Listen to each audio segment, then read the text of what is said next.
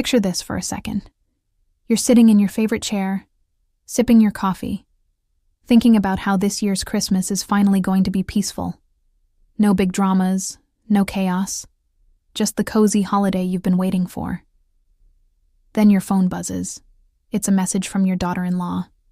You open it up, and it says, "Hey, just a heads up. I invited a few people over for Christmas this year." Now, a few people sounds harmless, right? You're probably thinking 2, maybe 3. At most, her parents and a sibling. Cute, manageable, nothing I can't handle. But no, the number wasn't 2. It wasn't 3. It wasn't even 5. It was 25. 25 of her relatives. Yes, 25 living, breathing human beings that I had never met in my life were suddenly going to descend on my house for Christmas dinner. Let me just pause right there, because I don't know about you, but when I hear 25, I don't think Christmas dinner. I think wedding banquet. I think music festival. I think FEMA should be handing out tents in my backyard, because where on earth are 25 people supposed to sleep? And here's the kicker. She didn't ask me. She told me. Like it was the most natural thing in the world. Like my home had suddenly become a public event space on Airbnb. And I'm just sitting there, holding my coffee, blinking at my phone, thinking, am I awake right now? Or is this some kind of fever dream? Now, most people in this situation would probably panic. Some would scream. Some would start Googling how to build an extra bathroom in 3 days. But not me. Because in that moment, something inside me clicked. Something mischievous. Something a little bit wicked. Instead of stressing about cooking for 25 strangers, cleaning up after them, and letting them run through my house like it's a shopping mall, I thought to myself, what if I just didn't? And friends, let me tell you, that's exactly where this story takes a turn. Because instead of hosting the Christmas from hell, I came up with a plan.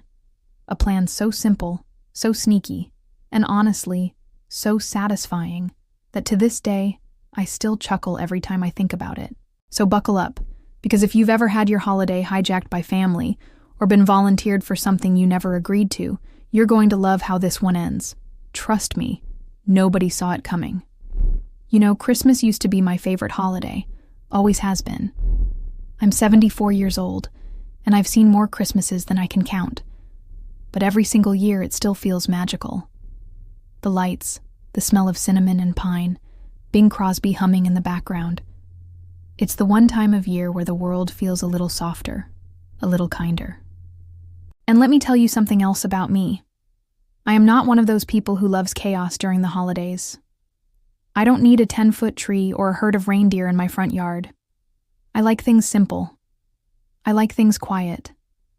Give me a cozy fire, a plate of sugar cookies, and maybe 1 or 2 close family members around the table, and I am perfectly content. That, to me, is Christmas. So when December rolled around last year, I thought finally, after the madness of the last few holiday seasons, this one is going to be peaceful. No drama, no fuss, just me, my son, and my daughter-in-law. Maybe a friend or 2 dropping by for dessert. You could have bottled my excitement, because I was genuinely looking forward to it. I'd already started planning my menu weeks ahead. And not the kind of menu you need a spreadsheet to organize. Oh no. I was keeping it small. Roast chicken instead of turkey, because a turkey for 3 people is overkill. Mashed potatoes, gravy, some green beans, a pumpkin pie. Simple, comforting, and easy enough that I could actually sit down and enjoy the day without spending 10 hours chained to the oven. And decorations? Honey, I had it down to a science. I had my little tree up in the corner, decorated with ornaments that have been in my family for decades. You know the kind. The old glass baubles that are a little chipped, the handmade ones that the kids glued together in kindergarten. They may not be Pinterest perfect, but they carry stories. And to me, that's what matters. I even had this little plan in my head. On Christmas Eve, I'd pour myself a glass of eggnog, maybe sneak an extra splash of rum in there. Don't judge me, it's tradition. and I'd watch It's a Wonderful Life for the 100th time. Then on Christmas morning, I'd wake up slow, open a couple of small gifts, and wait for my son and his wife to show up. No stress, no mess, just a holiday that actually felt like a holiday. At least, that's what I thought. Because let me tell you, life has a funny way of laughing right in your face the second you start getting comfortable. It all started one Thursday afternoon. I was sitting in my recliner, my favorite spot, where the cushion has practically molded itself to my body over the years, sipping a cup of peppermint tea. Outside, it had just started snowing. That quiet, fluffy kind of snow that makes you want to wrap yourself in a blanket and stay inside forever. My house smelled like cinnamon because I had a candle burning, and I remember thinking, Margaret, you have officially nailed retirement life. This is the dream. And then the phone buzzed. I looked down, and it was a message from my daughter-in-law. Now, let me just say this. My daughter-in-law is, well, she's a character. She's one of those women who always has about 17 things going on at once. She's planning parties, joining book clubs, hosting fundraisers, signing up for half marathons. Honestly, I get tired just watching her sometimes. She's got energy for days, and I respect that. But she also has a tendency to make decisions first and ask questions later. Or in this case, not ask at all. So I open the message, and it says, Hey Margaret, just a quick heads up about Christmas this year. Now I read that, and my first thought was, a heads up? Heads up about what? We already have a plan. And then I scroll down, and I see the words that nearly made me spit out my tea. I invited a few of my family members to join us. Shouldn't be a big deal. Now, I want to pause here, because those 7 words, shouldn't be a big deal, have haunted me ever since. Because every time someone says that to you, 9 times out of 10, it means it's about to be a very big deal. So I message her back, all polite. Oh, sure, no problem. How many are we talking about? And then I wait, and wait. And when she finally replies, I nearly fell right out of my recliner. She says, just 25, mostly cousins. They'll probably bring food, so don't worry. 25, cousins, in my house, for Christmas.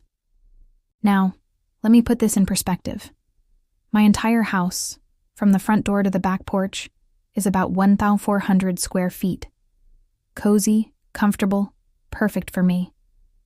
But 25 extra people? That's not Christmas. That's the running of the bulls.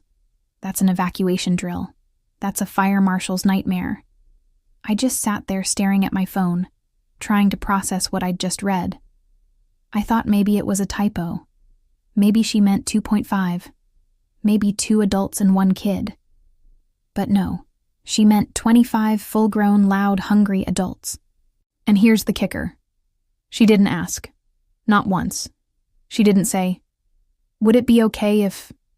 She just said, they're coming.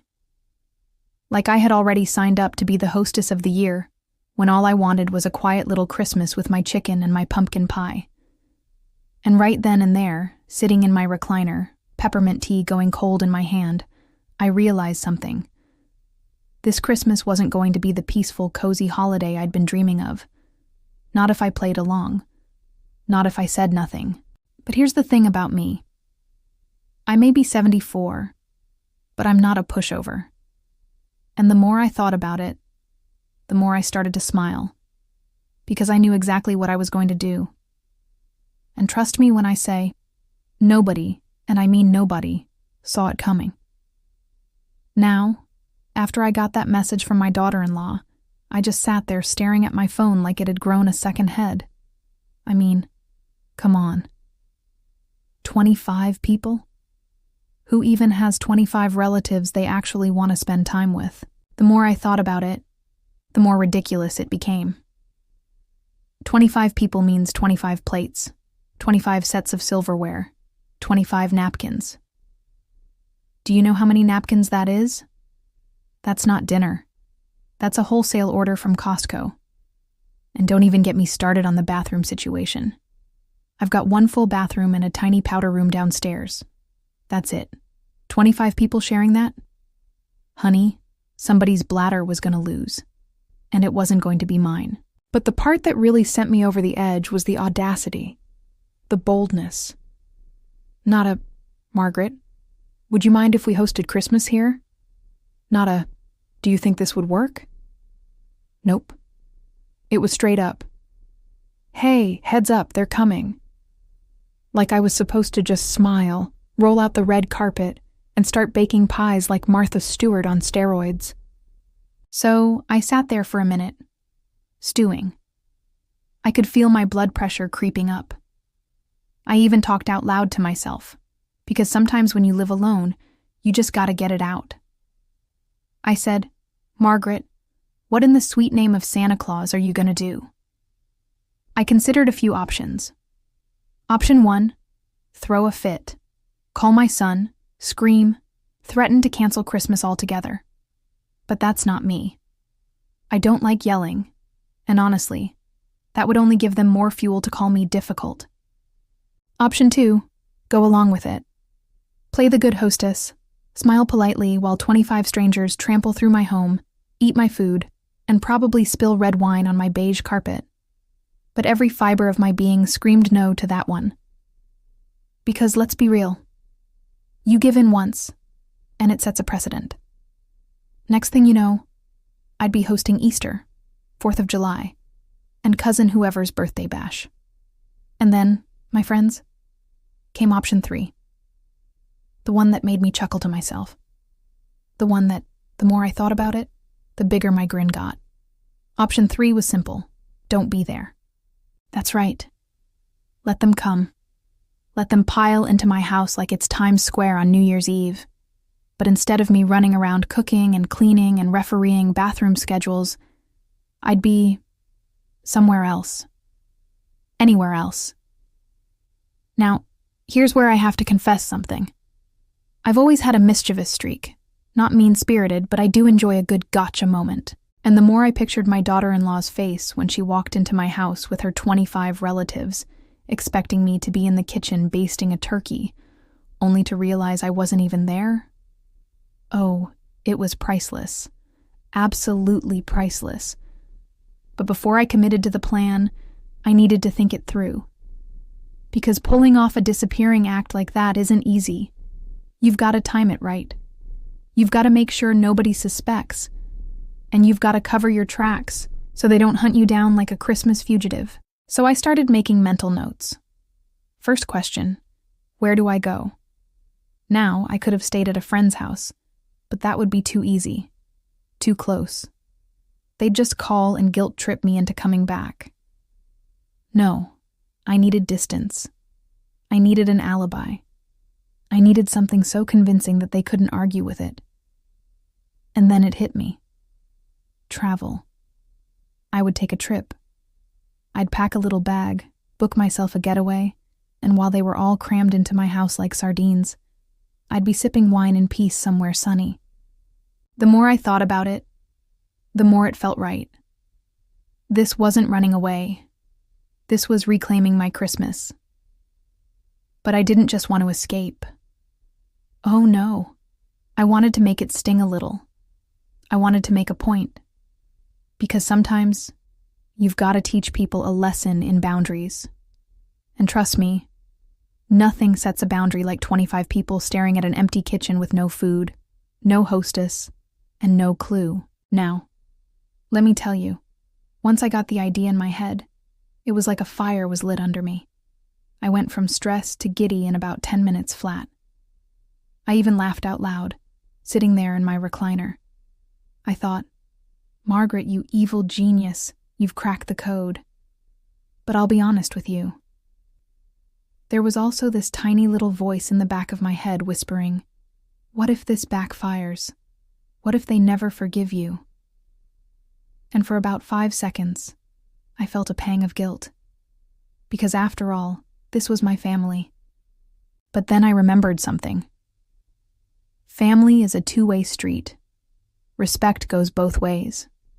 and if they couldn't be bothered to respect my home, my space, or even ask for my permission before inviting a small army over, then why on earth should I twist myself into a pretzel to make them comfortable? So that was that. Decision made. Christmas was not going to be spent in a crowded living room with a bunch of strangers. It was going to be spent exactly how I wanted, with peace, quiet, and a little bit of sweet, sweet revenge. I will tell you how the plan became real. After I decided I was not going to be the frantic hostess for 25 unexpected guests, my mind would not stop turning. At first, it was a pleasant little daydream. Me sitting on a beach with my toes in the sand while a cousin I had never met hauled a casserole into my oven. Then the daydream grew teeth. It became a set of quiet, practical steps. That is the thing about mischief and intention. Once you give them a list, they turn from fantasy into action. I sat down at my kitchen table with a fresh notebook and a good pen. I do not trust my head alone when I am plotting something important. Ink on paper steadies me. I wrote the word travel at the top in big letters and drew a little box to the side for check marks. Under that I wrote practical things to do at home and communication, who I would tell and who I would not tell. Writing those columns made everything feel possible and controlled. It is an odd kind of comfort to plan your own escape. In my head, I ran through the options. A short drive to a friend would be too easy and too close. People call friends, and then they call you. A long train ride felt theatrical, but impractical in winter.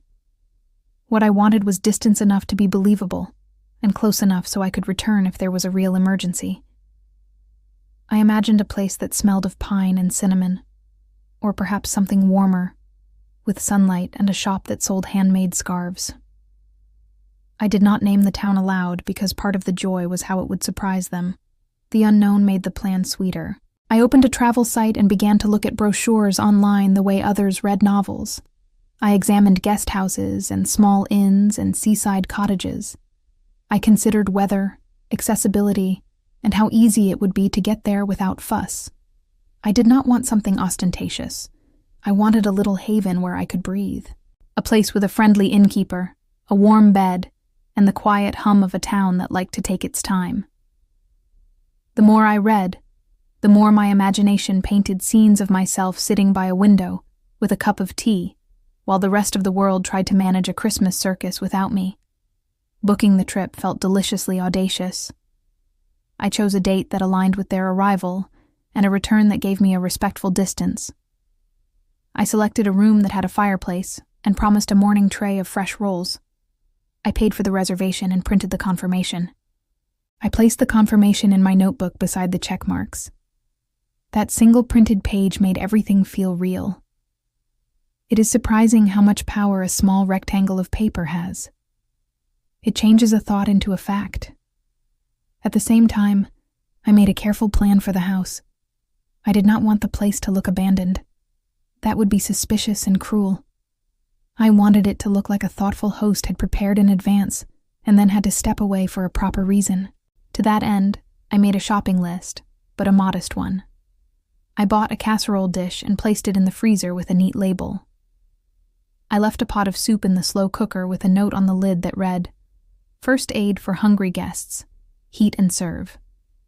I put out fresh towels, folded them in a neat stack, and left a small basket of soap and travel-sized toiletries in the powder room. The house would seem ready for company, not empty and abandoned. I did not want the cousins rifling through boxes and mistaking treasured items for throwaway pieces. I left the ornaments on the tree because I wanted the house to feel like home rather than a stage for an argument. That balance was important. I wanted my absence to make a point without provoking needless damage. Communications had to be handled delicately. I told my sister that I planned a short trip to visit a friend, and that she should answer any calls I could not take. I gave my sister permission to provide only the basics if anyone asked. I left a polite, practical note on the refrigerator with oven instructions for the casserole and a short list of places that deliver, should more food be needed. I kept the note neutral. I did not want to inflame anything. My aim was clarity, not drama. There was a delicious little part of the planning I must confess to. When no one was looking, I went through the guest list my daughter-in-law had provided and smiled like a conspirator. I read names I had never seen before and imagined little scenes. Cousin Thomas arguing about the remote, Aunt Rosa asking for directions at midnight, Uncle Paulo falling asleep by the television and waking with crumbs on his jacket. Those images made me laugh out loud. They made the idea of leaving feel like a small, well-earned prank, rather than an act of abandonment. I also thought about logistics. Who would sleep where? I left a stack of extra blankets and a couple of air mattresses in the hall closet with the pump beside them. I did not label them surprise guests. I left them as general supplies. The idea was to make the house appear prepared and helpful, while leaving it to others to do the heavy lifting. I knew my son would be flustered, and part of the plan was to let him learn what hosting such a crowd entails. There were moments when my conscience pricked me. I pictured the children asking, "Where is Grandma?" I pictured my son standing in the doorway, trying to field questions and feeling badly. Those images made my chest ache for a brief second. But then the memory of being told that 25 people were coming without asking returned like a small stone in my shoe. The ache vanished into resolve. Respect matters. Boundaries matter. I am not a hotel, and this was not a request. A small sly decision I made was to leave a breadcrumb text on the afternoon I planned to leave. I messaged my daughter-in-law and said I had put out fresh towels and a casserole in the freezer in case she needed a little help. Her reply was immediate and cheerfully grateful. She sent me a list of who was bringing what and asked if she could rearrange the furniture to make room for extra sleeping bags. I read the message and smiled. She assumed I was on board. That imagined certainty was part of the jest. On the evening I would leave, I packed slowly and deliberately. I chose clothing that was warm enough for a winter inn and light enough to make it feel like a small escape. I placed my little notebook with the travel confirmation on top of the suitcase, like a talisman. I locked my grandmother's silver in the trunk and left a small casserole in the freezer with a neat label. I left the house tidy but not staged. I wanted it to be honest. My departure was not meant to humiliate. It was meant to demonstrate. As I closed the door behind me, I did not slam it. I did not write an angry note. I simply turned the key, took a deep breath, and walked to the car with a bag that felt unexpectedly light. I felt a strange mixture of nerves and glee, like a schoolgirl who has smuggled a cookie into a classroom where cookies are forbidden. The hush of the night felt like agreement. I drove away in the dark with the radio low and the road ahead clear. I had not told anyone where I was going. I liked the idea that my absence would be a question they would have to answer among themselves. If they wanted the house so badly, I thought, then they could have it. Just not with me in it. I will take you right into that moment, because the execution of my little plan was every bit as delicious as the planning. It started quietly, in the days before the storm of relatives was set to arrive. I moved through my house the way an actress moves backstage, calm, measured, and invisible. I quietly packed my bags in the spare room. Not in my bedroom where my daughter-in-law might wander in if she decided to check on things. I folded sweaters carefully, tucked in 2 pairs of comfortable shoes, and slid my travel notebook with the reservation confirmation between the clothes like a secret letter. Every zip of the suitcase felt like sealing a chapter. The valuables were the next step. I knew from experience that 25 relatives meant 25 sets of curious hands. Not out of malice, well, perhaps a little, but out of sheer numbers. People open drawers. People mistake heirlooms for odd trinkets. My grandmother's silver. Wrapped in tissue and slipped into a locked trunk in the car. My favorite locket? Worn close to my skin. Letters from my late husband? Tied in a bundle and hidden in a box labeled winter gloves at the very back of the closet. Nobody suspects winter gloves. The fridge was the real art. Too empty and it would look suspicious. Too full and they would expect me to be there managing it all. So, I staged it like a set decorator would for a play. A carton of milk with a comfortable expiration date, a bag of apples, half a stick of butter, a jar of pickles, and a few containers of leftovers neatly stacked. Just enough for them to believe I had shopped in anticipation of the holidays. I even left a note on the slow cooker, as though I had every intention of bustling in the kitchen. "Warm me up if you get hungry," it said in my tidy handwriting. Oh, how they would be fooled. And the best part? Nobody suspected a thing. My daughter-in-law was too busy organizing, which is her favorite word for bossing people around. She was on the phone constantly, directing who was bringing stuffing, who was bringing pies, who was bringing folding chairs. She strutted around my living room with a clipboard, not even noticing me carrying a small suitcase down the hall at one point. I could have marched out in a marching band uniform, and she would have nodded absently and said, "Be sure to pick up more napkins." The day of reckoning came like the opening night of a play. My suitcase was packed, my valuables safe, and my travel outfit chosen with care. I had that giddy feeling of someone about to pull off a trick, half nervous, half gleeful. My daughter-in-law was perched at the dining table with her lists, her laptop open, muttering about head counts and dietary restrictions. Meanwhile, I rolled my suitcase to the door, ever so gently, wheels humming softly on the hardwood. The front door clicked shut behind me, and the winter air kissed my face. It was freedom. My ride to the airport was waiting, and I slid into the seat like a woman stepping into a new life, even if only for a week. I could almost hear the sound of 25 relatives colliding with each other in my living room while I soared above the clouds. And just when I thought I had pulled it off perfectly, when I was sitting at the gate sipping a cup of tea and feeling rather pleased with myself, that is when my phone began to buzz. One call, then another, then another. The screen lit up with my son's name, then my daughter-in-law's, then an unknown number. The calls started flooding in. The fun really begins now. This, my friends, is what I like to call poetic justice served with cranberry sauce. Let me take you right into the scene. So, picture this. It's Christmas Eve. My daughter-in-law marches up to the house like a general leading an army, 25 troops in tow. There are car doors slamming up and down the block, kids shrieking, suitcases dragging, voices calling out like a stampede. My poor neighbors probably thought the circus had rolled into town. She pushes open my front door, head held high, ready to show off her perfect holiday setup. Except, something's off. There's no scent of mulled cider wafting through the air, no ham baking in the oven, no Margaret bustling around in her apron. Just silence. Now, silence is not something you expect when you've been promised a Christmas for 25 people.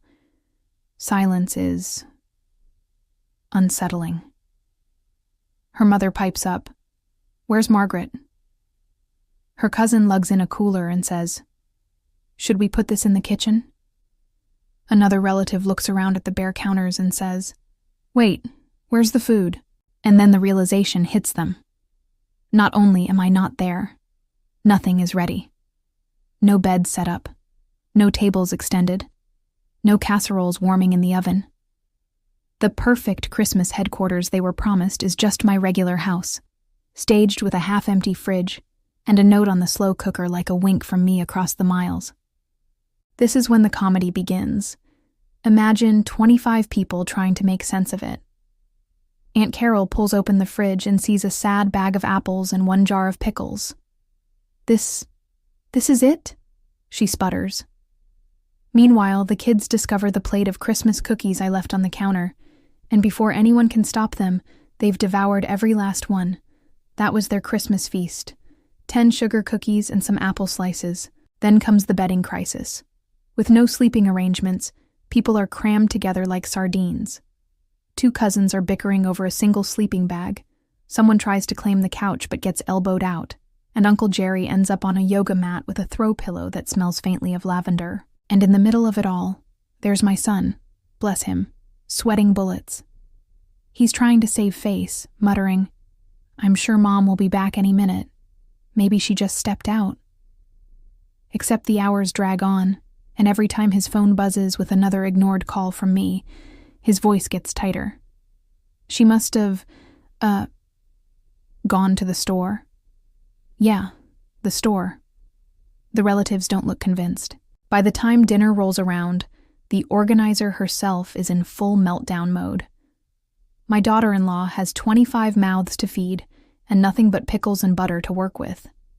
She's stomping around the kitchen, rifling through my cabinets, muttering under her breath. Why would she leave? Who does this? Meanwhile, her relatives, her loyal army, are starting to grumble. You said it'd be all taken care of. I drove 4 hours for this? Where's the turkey, Sharon?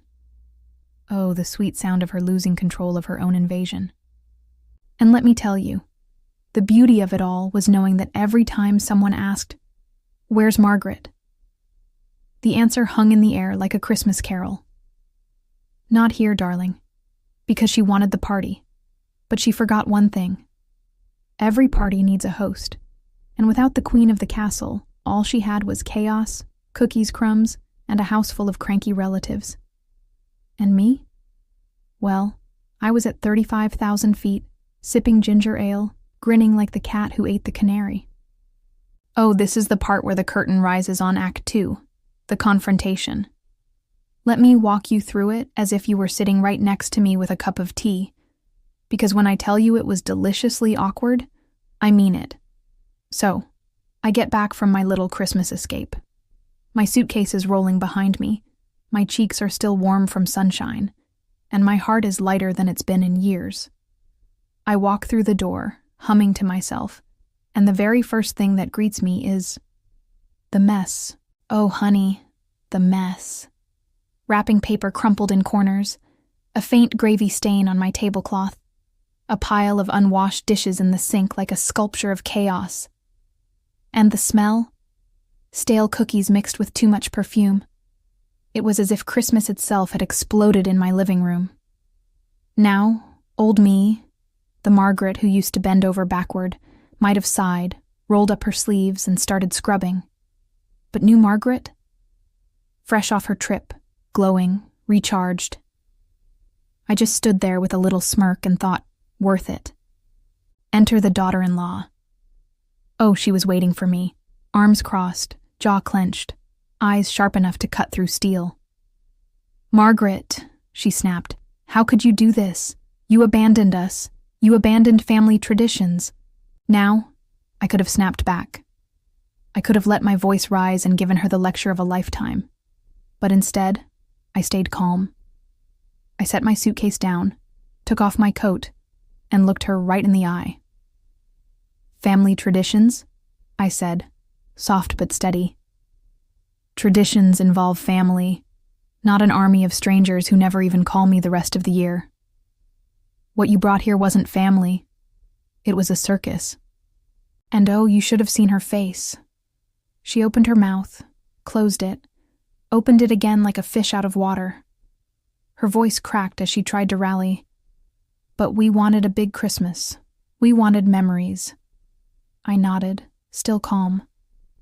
Big doesn't mean better, sweetheart.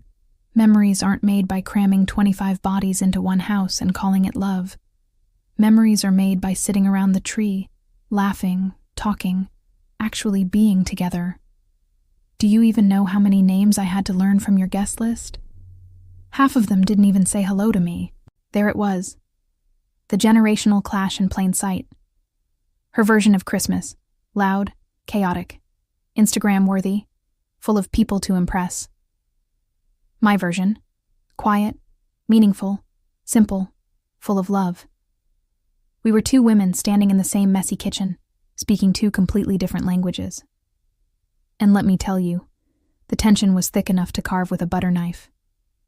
My son was standing nearby, shifting from one foot to the other, like a schoolboy caught between his mother and his wife. The air felt like it could snap. Would this be the moment that tore the family apart for good?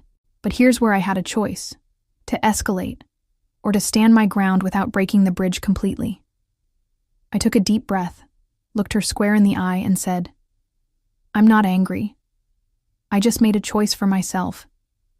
You wanted a big Christmas, and you got it. But if you want me to be part of your future Christmases, they have to feel like family, not like a convention. And with that, I picked up my suitcase, rolled it down the hall, and left her standing in the kitchen, speechless. Let me tell you, after the dust settled and the gravy stains finally faded from my tablecloth, I sat myself down and thought long and hard about what had just happened. And you know what? It wasn't just about one Christmas. It was about something much bigger: boundaries. See, for years, I thought being a good mother, a good mother-in-law, a good hostess, meant saying yes.